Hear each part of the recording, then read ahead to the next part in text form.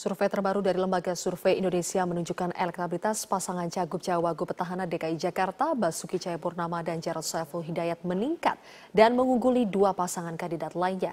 Sementara elektabilitas pasangan Agus Harimurti, Silviana Murni sedikit turun dan Anies Baswedan dan Sandiaga Uno stabil.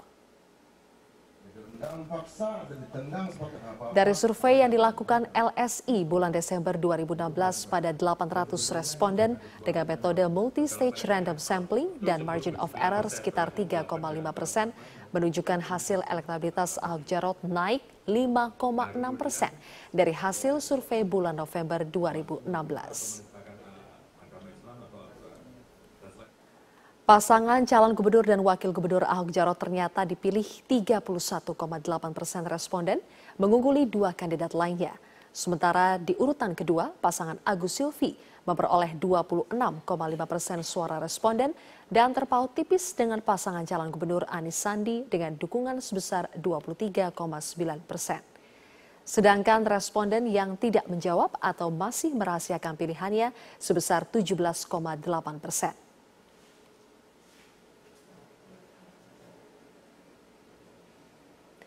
Hal ini berarti adanya peningkatan elektabilitas terhadap pasangan Ahok Jarot dibandingkan survei LSI di bulan November 2016. Sebelumnya pasangan calon gubernur Agus Silvi berada di posisi pertama dengan persentase 30,4% dan pasangan Ahok Jarot sebesar 26,2%, sementara pasangan Anies Sandi mendapat respon 24,5%. Menurut Direktur Eksekutif LSI, ada dua hal yang membuat elektabilitas Ahok Jarot naik di bulan Desember, yaitu karena para responden percaya kinerja Ahok Jarot yang sudah terbukti, serta semakin solidnya dukungan yang diberikan kepada Ahok. Nah di sana Ahok itu didukung terutama karena dinilai sudah terbukti hasil kerjanya.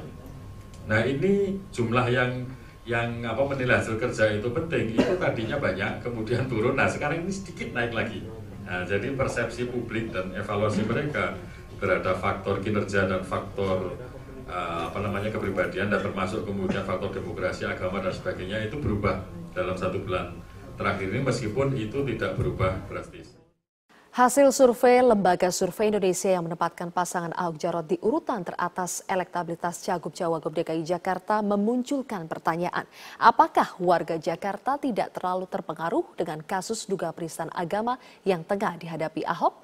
Rekan saya Saiku Bagawi akan membedahnya lebih dalam untuk Anda. Silakan Saiku.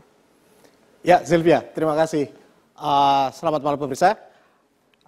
Ada beberapa hal yang menarik berkaitan dengan masalah hasil survei belakangan ini. Terutama ketika Ahok ditersangkakan sejak pada tanggal 16 November, kemudian berkembang sampai hari ini, terakhir pada tanggal 13 Desember kemarin, Ahok kemudian didudukkan di meja terdakwa. Lantas bagaimana dengan peta elektabilitas Ahok setelah dengan fakta yang semacam itu? Menunjukkan bahwa elektabilitas calon ini apakah kemudian tergerus dengan pasal penistaannya dialamat kepada Ahok. Yang kedua, bagaimana dengan kandidat lainnya yang menjadi pesaing Ahok, yaitu pasangan AHY dan pasangan Anies Baswedan. Misalnya bagaimana memobilisasi atau mengkapitalisasi sehingga katakan bisa mengurus elektabilitas Ahok. Ini memang menjadi pertarungan yang menarik katakan menjelang sampai Februari 2017 mendatang. Seperti Anda saksikan di layar ini. Dari hasil survei Lembaga Survei Indonesia yang baru dirilis pada hari ini, dan ini survei berdasarkan pada kemampuan untuk melakukan survei responden ini pada sejak awal Desember ini, terlihat bahwa pasangan Basuki Cahayapurnama, terutama katakan ini kita fokuskan pada masalah calon gubernurnya sendiri, Ahok memperoleh 32,9%. Kemudian Agus Harimurti Yudhoyono memperoleh 20,1%, kemudian Anies Baswedan 23,2%. Sekali lagi ini dengan catatan bahwa margin error masih berkisar pada pusaran 3,5%. Di samping itu masih ada orang yang belum menentukan pilihan sampai saat ini. Kalau misalnya Pilkada Jakarta dilaksanakan pada hari ini ada sekitar 18,8%. Yang menarik adalah bahwa elektabilitas Ahok ini bergerak naik semenjak kasus ini bergulir dari katakan 3 bulan lalu, 2 bulan 3 bulannya lalu, kemudian setelah Ahok dinyatakan sebagai tersangka pada 16 November. Pada November elektabilitas Ahok masih kalah dibandingkan dengan Agus Yudhoyono. Tapi dalam rentang waktu 1 bulan, ketika euforia masyarakat begitu besar dengan kasus ini, ada beberapa hal yang menarik soal masalah bagaimana elektabilitas ini berkaitan dengan pasal penistaan agama. Kita coba lihat hasil survei dari Lembaga Survei Indonesia. Ucapan Ahok yang menistakan agama, sejauh mana masyarakat percaya? Apakah kemudian Ahok melakukan penistaan agama? Di sini disebutkan bahwa hasil surveinya menyebutkan pada awalnya masyarakat begitu tinggi percaya bahwa Ahok telah melakukan penistaan agama, 62,62%. Kemudian pada bulan Desember malah turun menjadi sekitar 54%. Apakah kemudian bagaimana dengan peta yang tidak? Ini juga dilihat bahwa apakah mereka percaya Ahok tidak melakukan penistaan agama, justru malah kemudian mereka yakin Ahok tidak melakukan penistaan agama semakin naik pada bulan Desember 2017, pada 2016 ini. Survei ini bermaksud memang secara proporsional, kredibel, mengambil sampel sekitar 800 responden di Jakarta. Kita lihat pada grafik berikutnya. Di sini, pernahkah Anda menonton video rekaman Ahok yang pernah diunggah oleh katakan Pemprov DKI Jakarta pada tanggal 27 September 2016 lalu? Pada awalnya, pada bulan November, masyarakat cukup rendah.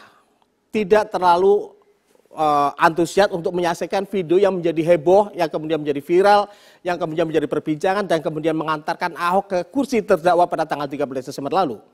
Di sini terlihat bahwa kemudian masyarakat penasaran, dalam tanda petik, untuk bisa mengklarifikasi sejauh mana kebenaran dari video itu. Apakah betul-betul video itu Ahok melakukan penistaan atau kemudian ada semacam stigma tertentu. Di sini terlihat bahwa kemudian hasilnya masyarakat telah menyaksikan hasil video yang diunggah oleh Pemprov DKI Jakarta maupun kemudian video yang kemudian sudah dicuplik oleh katakan Buniyani yang kemudian menjadi viral belakangan ini. Kemudian ada lagi soal hasil rekaman video berikutnya, soal masalah apakah kemudian pengadilan, kita lihat berikutnya, masalah Ahok meminta maaf. Apakah kemudian yakin dengan berkali-kali Ahok di Lembang di beberapa kesempatan meminta maaf secara terus terang, baik melalui media maupun media elektronik maupun melalui katakan Twitternya, masyarakat akhirnya lebih banyak memilih bahwa apa yang dilakukan Ahok dengan meminta maaf itu dilakukan secara tulus pada November dibandingkan dengan Desember justru semakin naik. Kemudian pada grafik berikutnya lagi, percaya pengadilan. Ini menarik sekali. Apakah kemudian masyarakat percaya apapun hasil keputusan sidang Ahok nantinya? Apakah kemudian Ahok dihukum bersalah atau tidak bersalah? 79% masyarakat Jakarta khususnya percaya apapun yang akan diputuskan oleh pengadilan.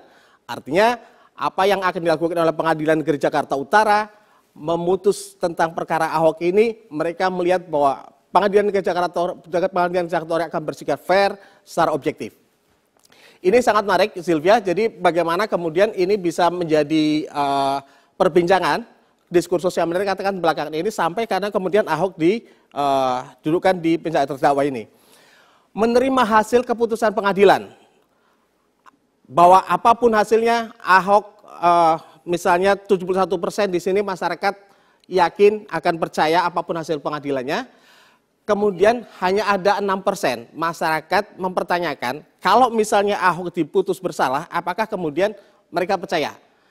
Yang 14% ini menyebutkan bahwa mereka tidak begitu percaya kalau kemudian Ahok dinyatakan tidak bersalah.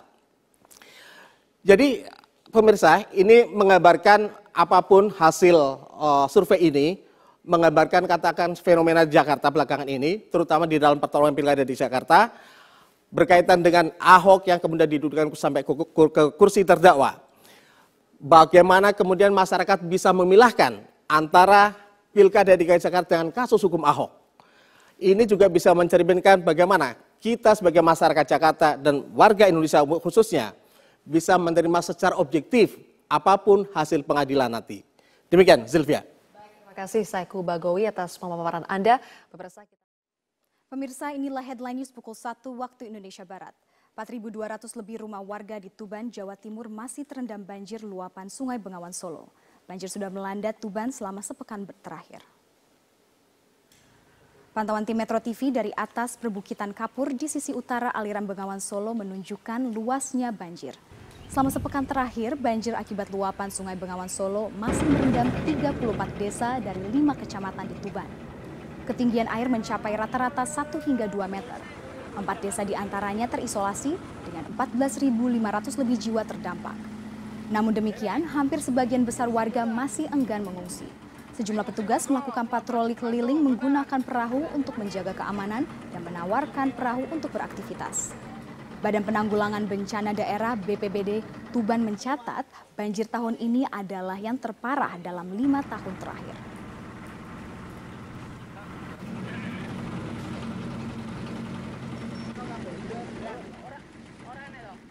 Bismillahirrahmanirrahim. Assalamualaikum warahmatullahi wabarakatuh.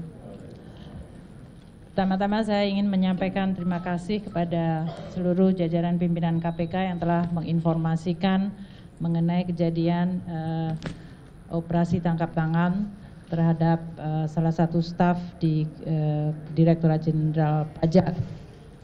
Tentunya saya sangat kecewa terhadap tindakan dari aparat pajak, terutama pada saat kami semuanya sedang di dalam proses untuk membangun kembali kepercayaan wajib pajak melalui suatu program tax amnesty yang ini menggambarkan dibutuhkannya kepercayaan dua belah pihak, yaitu dari wajib pajak dan juga dari aparat pajak.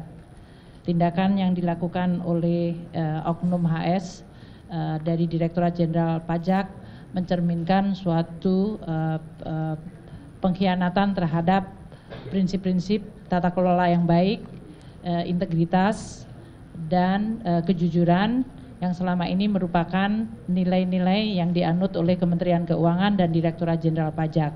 Jadi ini merupakan suatu tindakan yang mencederai nilai-nilai dan tentu juga mencederai kepercayaan dari koleganya yang lain.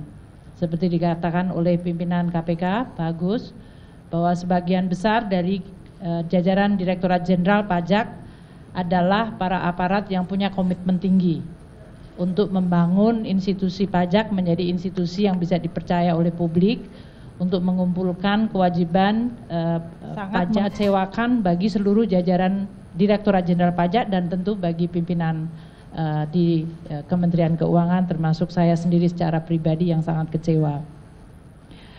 Kami Kementerian Keuangan, saya sendiri akan terus mendukung langkah KPK untuk mengusut kasus ini secara tuntas. Kasus ini sudah masuk di dalam proses penegakan hukum dan oleh karena itu Kementerian Keuangan akan berkomitmen membuka akses yang seluas-luasnya bagi KPK untuk mendalami kasus ini. Karena saya sangat menginginkan bahwa momentum ini akan menjadi salah satu trigger atau pemicu yang kredibel bagi pembersihan dan perbaikan Direktorat Jenderal Pajak.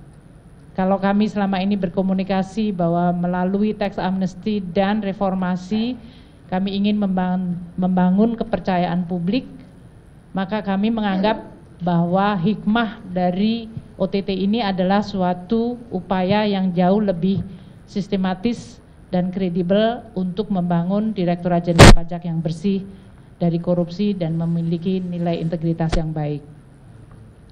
Kami juga akan bekerja sama dengan KPK untuk mengintensifkan berbagai upaya pencegahan korupsi dan memperbaiki sistem tidak hanya di Direktorat Jenderal Pajak, tadi di Kementerian Keuangan keseluruhan. Kami menganggap bahwa Kementerian Keuangan merupakan lembaga yang sangat penting, sangat strategis yang memiliki amanah untuk mengelola keuangan negara secara bersih dan kredibel. Dan itu tidak mungkin dilakukan secara sendiri tanpa ada bantuan dan dukungan dari institusi yang kredibel seperti KPK. Sehingga saya sangat menyambut dan meminta untuk KPK membantu kami. Sehubungan dengan reformasi di Direktorat Jenderal Pajak yang telah saya sampaikan beberapa saat ini, maka saya akan segera membentuk dan mengumumkan tim reformasi di Direktorat Jenderal Pajak yang tidak hanya menyangkut masalah korupsi, tapi menyangkut ada 5 hal yang sangat strategis. Yang tentu pertama adalah masalah SDM dan Code of Conduct, yang ini menyangkut masalah integriti, pembersihan terhadap aspek-aspek korupsi, tapi lebih kepada juga perbaikan skill, kompeten, dan profesionalisme. Yang kedua adalah menyangkut masalah information system dan database, karena ini akan sangat membantu kami untuk mengidentifikasikan kewajiban dari wajib pajak secara objektif dan mengurangi interaksi dari aparat pajak secara tidak perlu yang kemudian bisa menimbulkan berbagai transaksi seperti yang terjadi pada OTT ini. Yang ketiga, kami perlu dan memandang penting untuk memperbaiki bisnis proses. Selamat malam, Anda menyaksikan Headline News pukul 21 waktu Indonesia Barat. Pemirsa, Polda Metro Jaya telah menetapkan Buniyani sebagai tersangka terkait dugaan pencemaran nama baik. Untuk mengetahui informasi selengkapnya, kita simak langsung mendengarkan keterangan pers dari Kabid Humas Polda Metro Jaya, Kombes Pol Awi Setiono. Romawi 10 2016 PMJ di Reskrimsus pada tanggal 7 Oktober 2016. Kita ketahui bersama bahwasannya LB tersebut pelapornya adalah Andi Windo Wahidin SHMH. Kasusnya tentang pencemaran nama baik dan penghasutan atau SARA. Adapun untuk identitas terlapor, yaitu nama BY, jenis kelamin laki-laki, tempat tanggal lahir Lombok Timur 16 Mei 1969, pekerjaan dosen agama Islam, Kewarganegaraan Indonesia, alamat Kalibaru, Permai, Blok B2, nomor 15, RT 002007, Kelurahan Kalibaru, Kecamatan Cilodong, Depok, Jawa Barat. Hasil dari proses penyidikan selama ini yang telah dilakukan oleh Subdit Cybercrime Polda Metro Jaya sudah melakukan pemeriksaan terhadap saksi-saksi, kemudian saksi ahli, sampai dengan hari ini kita telah melakukan pemanggilan terhadap terlapor. Tadi pagi sekitar jam berapa tadi Pak Roberto? Jam 11 ya. Ya, kita panggil jam 10, jam 11 hadir sebagai saksi. Dan tadi sampai dengan pukul sekitar 19.30 ya, selesai dilakukan pemeriksaan sebagai saksi. Namun demikian dengan hasil pemeriksaan, hasil konstruksi hukum, pengumpulan alat-alat bukti dari penyidik, pada kesempatan malam hari ini sekitar pukul 20.00 dengan bukti permulaan yang cukup, yang bersangkutan saudara BY kita naikkan statusnya menjadi tersangka. Bahwasanya yang bersangkutan dari tuduhan persangkaan oleh pelapor terkait dengan pencemaran nama baik dan penghasutan SARA yang dapat kita penuhi terkait dengan unsur-unsur perbuatan pidananya, yaitu terkait dengan.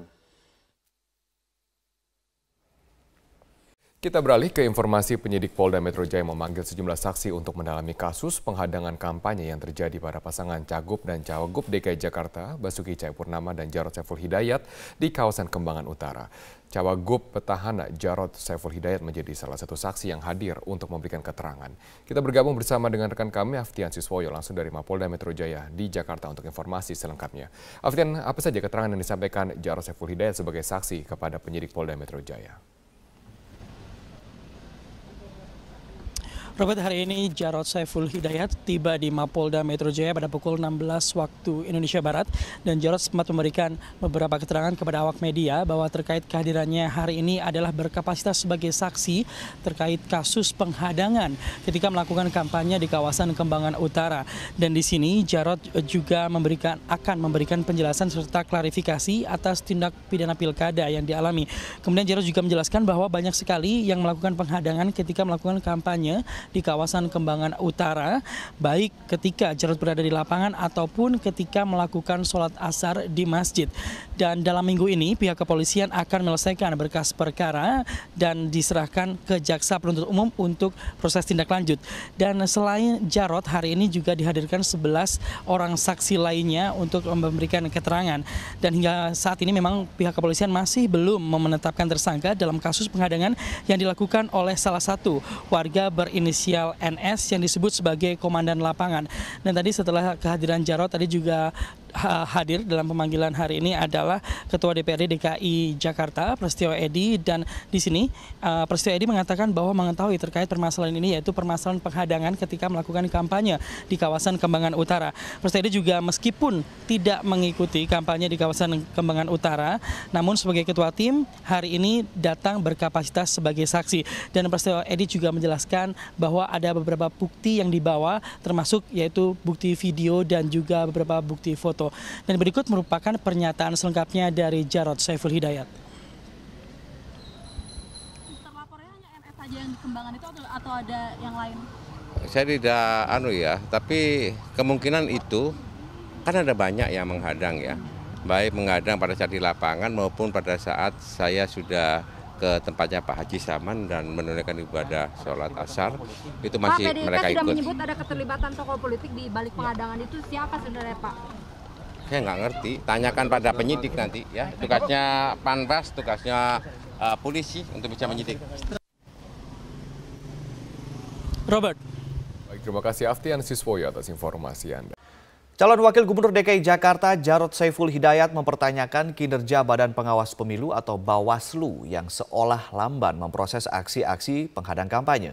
Peneliti Divisi Hukum Perludem, Fadli Ramadhani, menilai Bawaslu dan polisi harus menindak tegas pelaku yang mengganggu hak konstitusional paslon untuk memberikan efek jerah. Main aja ke PD.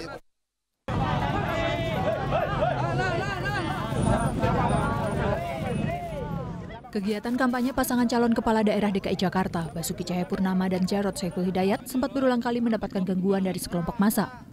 Tercatat telah lebih dari 5 kali pasangan Ahok Jarot dihadang sejak masa kampanye digelar pada 28 Oktober lalu.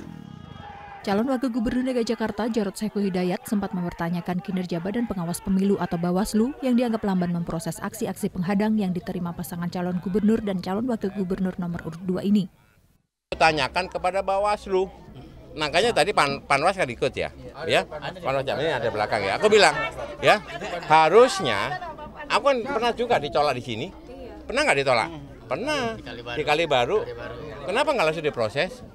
Saksinya banyak, buktinya ada, orangnya kelihatan, ya nggak? Saya aja ngomong, bukan warga situ, dia warga RW 7, kami ketemu RW 1, ya nggak? Nah gitu dong.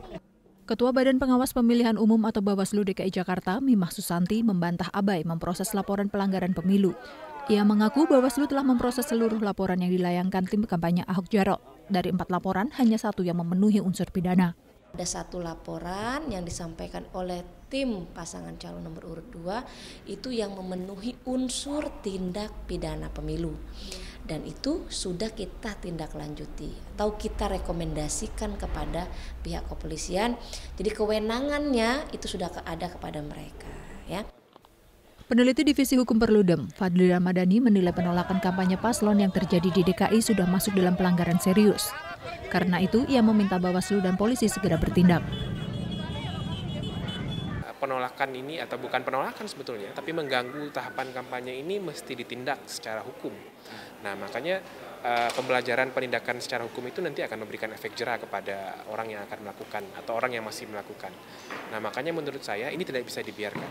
Kalau ini dibiarkan dan tidak ditindak secara tegas, ini bisa menjadi presiden bagi daerah lain yang melangsungkan pilkada di 100 daerah yang lain. Kegiatan kampanye adalah hak setiap pasangan calon kepala daerah yang dilindungi oleh undang-undang. Jika hal ini dibiarkan, dikhawatirkan tidak hanya akan menjadi presiden buruk bagi pelaksanaan demokrasi, tetapi juga penegakan hukum di Indonesia. Apalagi ada ancaman pidana bagi para pelaku. Tim Liputan Metro TV.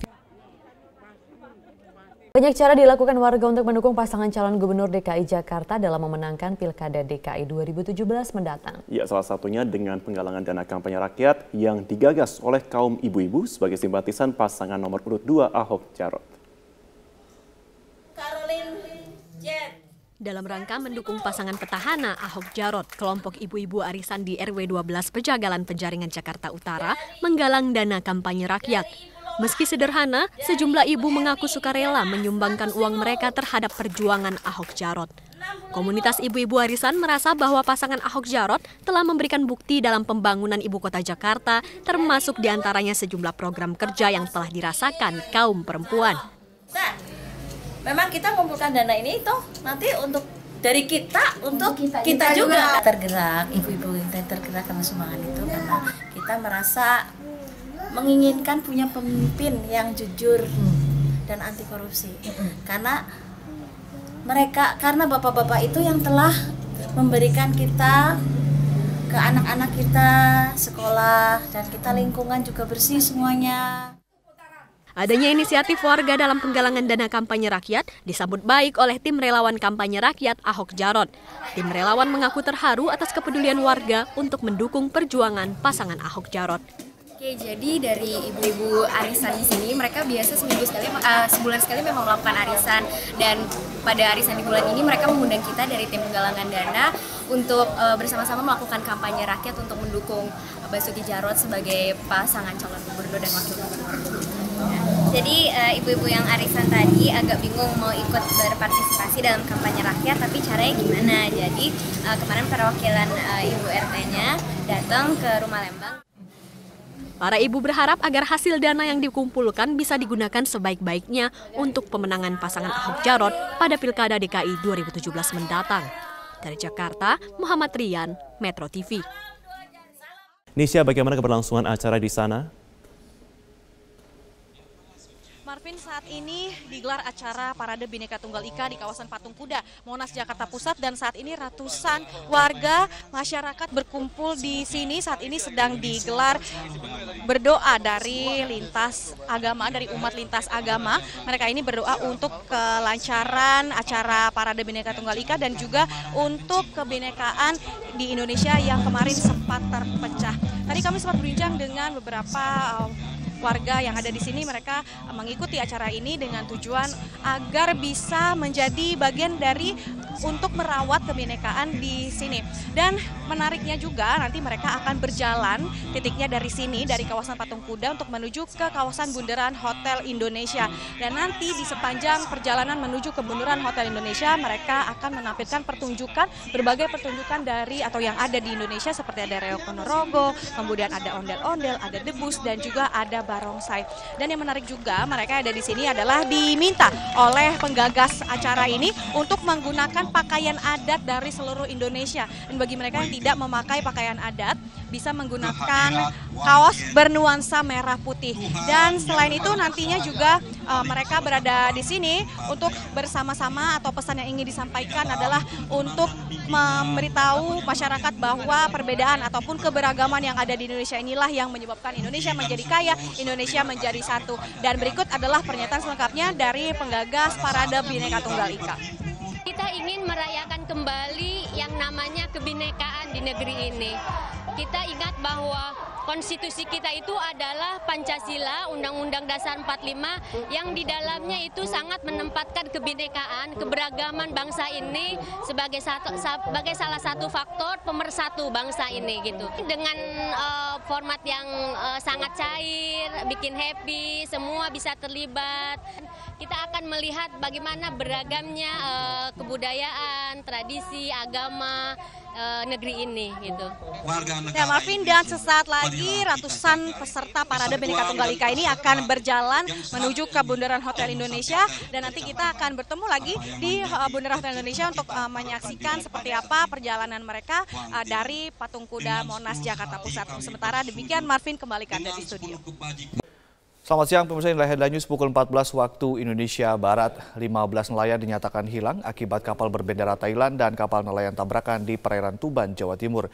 Berdasarkan informasi petugas Pelabuhan Brondong Lamongan, tabrakan terjadi pada pukul 4 dini hari tadi saat kapal berbendera Thailand KM Tyson sempat membawa tapioka dari Thailand tujuan Surabaya bertabrakan dengan KM Mulia Sejati. Dan untuk mengetahui bagaimana upaya pencarian 15 nelayan yang hilang, saat ini kita sudah terhubung dengan Pak Misngadi, Syah Bandar Pelabuhan Brondong, Lamongan, Jawa Timur. Selamat siang, Pak. Selamat siang. Ya, bagaimanakah upaya atau bagaimanakah kronologis peristiwa ini, Pak? Siap. Kronologi kejadian ini saat pagi sekitar pukul 4 pagi, itu kapal nelayan Mulia Sejati ditabrak MV Tyson 4 ya. Di posisi kurang lebih 17 mil dari Pelabuhan Brondong gitu, Pak. Ya. Bagaimanakah upaya pencarian saat ini, Pak? Untuk posisi sekarang sudah dalam tahap evakuasi terhadap 12 orang yang selamat. Untuk yang 15 masih belum diketahui nasibnya. Jadi ini yang 12 untuk dievakuasi ke Pelabuhan Lamongan Sorbes untuk mendapatkan pertolongan lebih lanjut gitu, Pak. Jadi masih 15 orang masih dicari ya, Pak Misngadi ya? Siap. Ini Basarnas beserta tim lainnya menyisir para korban tersebut untuk mencari keberadaan mereka gitu, Pak. Baik, Pak Misngadi, dari 15 orang yang masih dicari, apakah warga negara mereka semua warga negara Indonesia, Pak? Oh, yang dicari ini warga negara kita, Pak. Ini baik. Nelayan dari Juwana, Jawa Tengah gitu, Pak. Ya. Baik, terima kasih Pak Misngadi telah memberikan informasi kepada kami.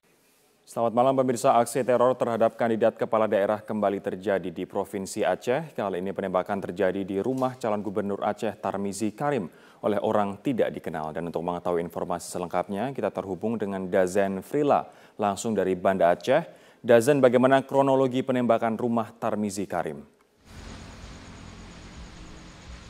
Ya, Rory, dari informasi yang kami peroleh, aksi penembakan ini terjadi pada Rabu malam sekitar pukul 19 waktu Indonesia Barat di kediaman salah satu calon gubernur Aceh bernomor urut 1 Tarmizi Karim, yaitu tepatnya terletak di Jalan Todak Gampong, Bandar Baru, Dusun Piranha, Kecamatan Kuta Alam, Kota Banda Aceh.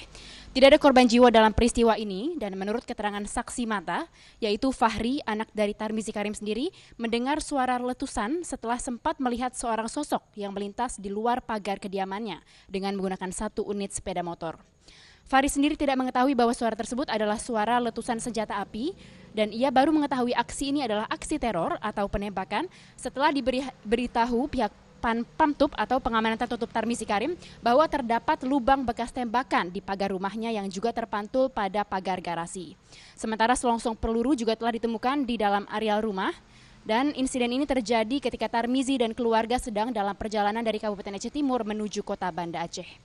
Hingga saat ini pihak kepolisian belum dapat mengungkap motif ataupun pelaku di balik penembakan ini, dan saat ini masih melakukan pemeriksaan karena pihak Tarmizi Karim sendiri baru menyampaikan laporan kasus ini pada sore hari tadi, Rory. Sementara olah TKP akan segera dilakukan dalam waktu dekat. Dan menanggapi insiden ini, Tarmizi Karim sendiri yang maju dalam Pilgub Aceh melalui jalur independen mengatakan aksi penembakan ini merupakan bentuk teror yang telah mengganggu kedamaian pilkada, namun pihaknya tetap menghimbau kepada seluruh tim sukses dan para pendukung untuk tetap tenang dan tidak terprovokasi oleh kejadian ini. Berikut kita dengarkan salah satu petikan wawancara kami dengan calon gubernur Aceh Tarmizi Karim. Sebetulnya seperti tadi kita sudah kumpul juga dengan tim kita, tim sukses di dalam pilkada ini. Saya memintakan kepada mereka agar sabar tenang, oleh karena ini sudah ditangani oleh polisi dengan bagus sekali sejak awal tadi pagi.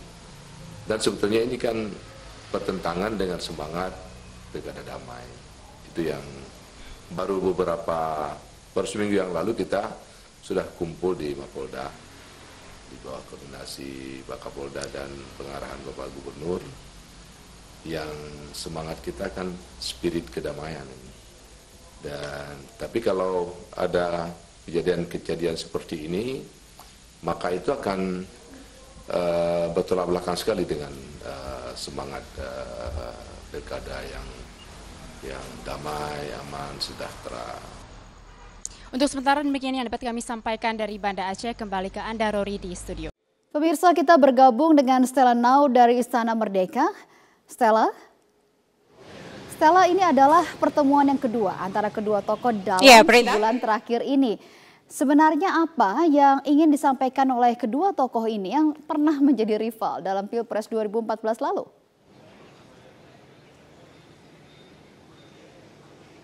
Menarik sekali satu hal yang disampaikan oleh Presiden Joko Widodo dan Ketua Umum Gerindra Prabowo tadi saat bertemu santai ya, mereka ngobrol di depan Istana Merdeka.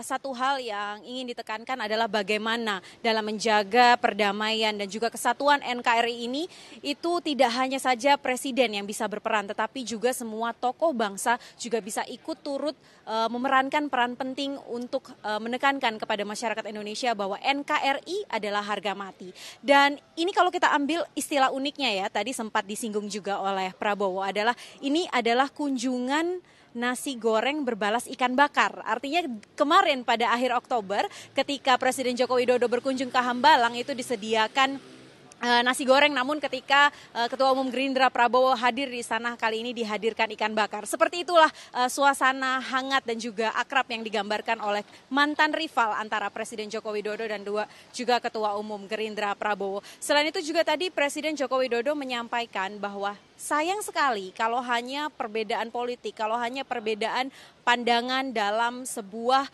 tatanan menjalankan pemerintahan itu menjadi pengganggu dan kemudian merugikan masyarakat, menjadi halangan bagi kita untuk membangun bangsa Indonesia. Karena kalau kita lihat pada tanggal demo 4 November kemarin, sebenarnya safari-safari politik seperti ini itu sudah dilakukan oleh Presiden Joko Widodo, tidak hanya kepada partai, tapi juga di kalangan pemuka agama, dan juga banyak diskusi-diskusi yang juga sudah dilakukan oleh Presiden Joko Widodo. Namun menarik kita ikuti langsung bagaimana pernyataan Presiden ini untuk menekankan bahwa NKRI adalah harga mati. Berikut pernyataan Presiden Joko Widodo. Dan saya dengan Pak Prabowo juga berkomitmen untuk bersama-sama menjaga Indonesia yang majemuk ini.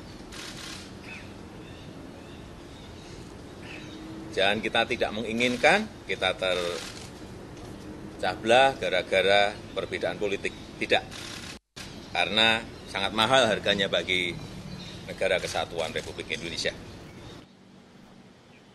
Selain itu, Prita, kami juga menanyakan kepada Ketua Umum Gerindra Prabowo, apakah memang masih perlu jika masyarakat yang tidak setuju dengan pengurusan atau proses hukum Gubernur DKI Basuki Cahayapurnama ini turun ke jalan lagi. Karena banyak sekali informasi yang berkembang di sosial media, itu tanggal 25 November akan ada aksi susulan. Di sini Prabowo menekankan sebagai salah satunya juga tokoh bangsa adalah kita harus mempercayakan proses hukum yang sudah berjalan. Karena memang sejak sebelum tanggal 4 November sebenarnya proses hukum terhadap Basuki Cahayapurnama itu sudah dilakukan oleh pihak kepolisian. Jadi ketika kemarin sudah digelar perkaranya, sudah jelas status hukumnya, tentunya kita harus menunggu lebih lanjut apakah kepolisian akan bekerja secara profesional atau tidak, itu yang harus diawasi. Sehingga tidak perlu lagi ada aksi turun ke jalan yang kemudian berujung gaduh ataupun ricuh. Seperti apa pernyataannya, kita ikuti langsung pernyataan Ketua Umum Gerindra Prabowo. Tidak akan malu-malu dan segan, saya akan selalu menganjurkan kesejukan. Jadi bukan menghadapi 25, Pak. Setiap saat saya akan menganjurkan selalu untuk kita tidak usah gaduh, jangan gontoan, jangan tegang. Kesimpulan yang disampaikan oleh pertemuan Presiden Joko Widodo dan Ketua Umum Gerindra Prabowo hari ini adalah satu, Prita.